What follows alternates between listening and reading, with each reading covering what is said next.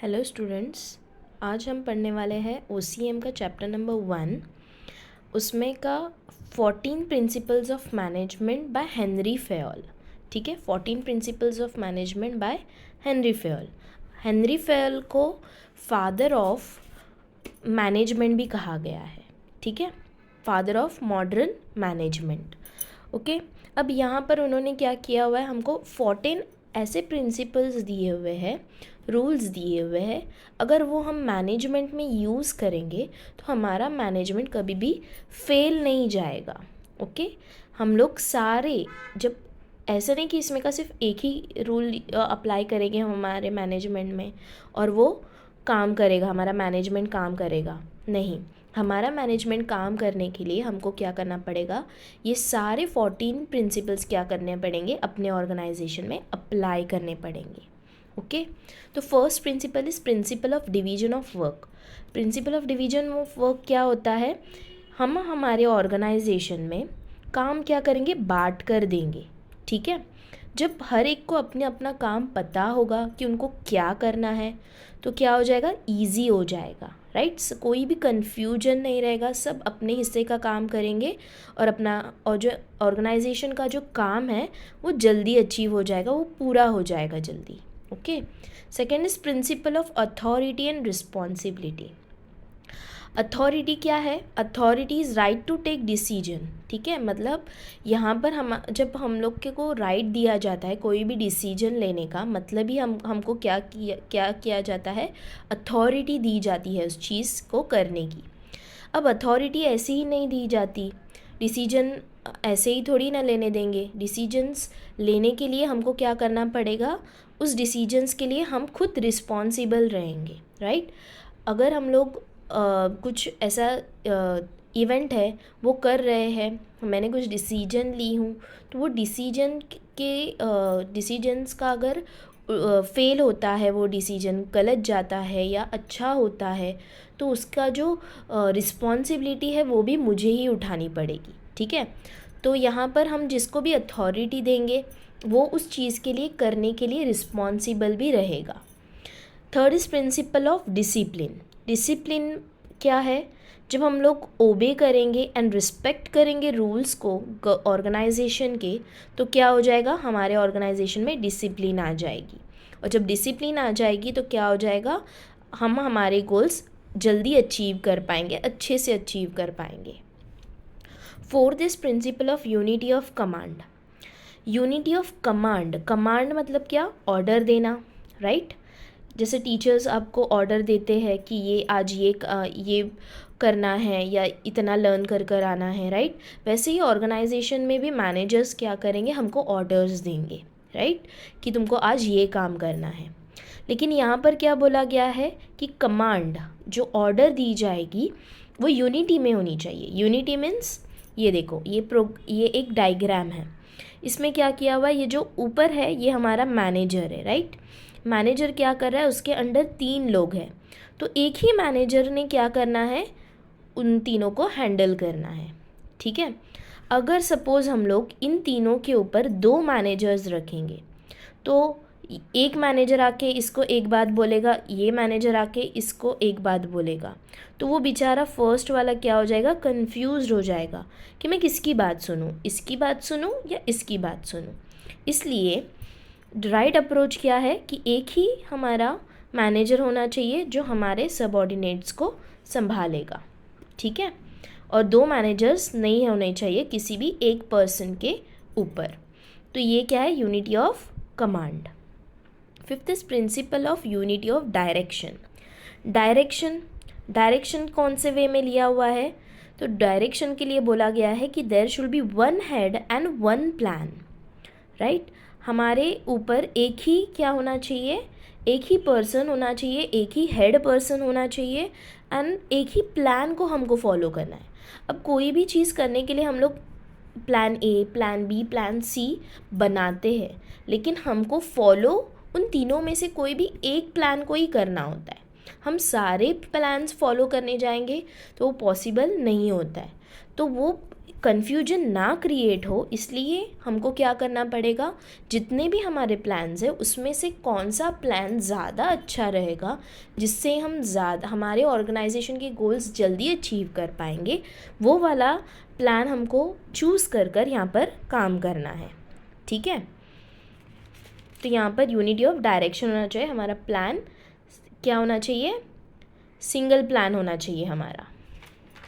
Okay, फिर उसके बाद आता है principle of subordinate of individual interest to organisational interest. अब इस और प्रिंसिपल में क्या बोला गया है कि जो हमारा एम्प्लॉय है या मैनेजर है, उन्होंने कैसे डिसीजंस लेने हैं, उन्हें ऐसे डिसीजंस लेने हैं जिसमें होल ग्रुप का इंटरेस्ट हो। ठीक है, ना कि सिर्फ सिंगल एम्प्लॉय का सोचकर हम डिसीजंस लेंगे। डिसीजंस ऐसे होने चाहिए जो सबके लिए सुटेबल हो, जिससे सबका भला हो, जिससे ऑर्गेनाइजेशन का भला हो। ठीक है, सिर्फ एक एम्प्लॉई जो हमारा फेवरेट है उसको संभालने के लिए हम बाकी सारी लोगों के साथ में डिस्क्रिमिनेशन नहीं कर सकते।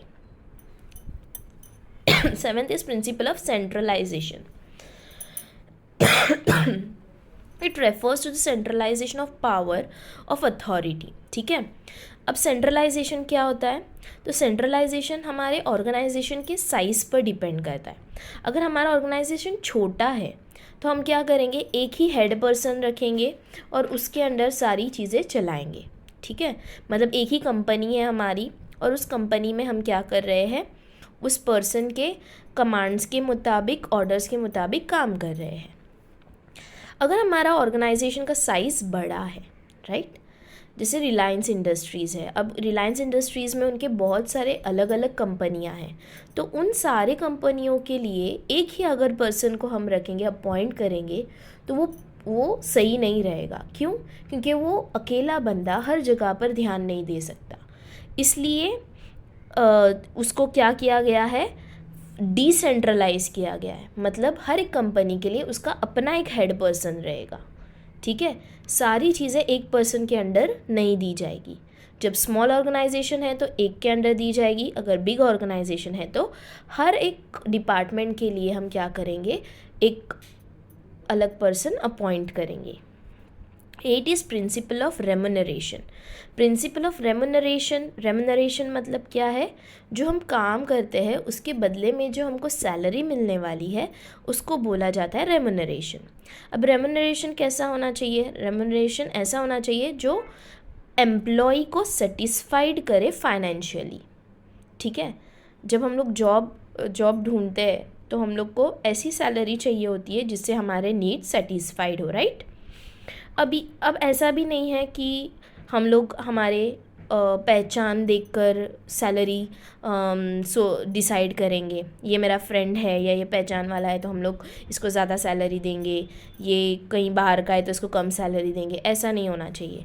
हमारा जो रेम्यूनरेशन है वो कैसे फिक्स करेंगे हम लोग, उनकी स्किल देखकर, उनके एक्सपर्टाइज देखकर, नॉलेज क्या है उनको वो देखकर, ठीक है, सारी चीज़ें देखकर डिसाइड किया जाएगा। 9th is principle of scalar chain.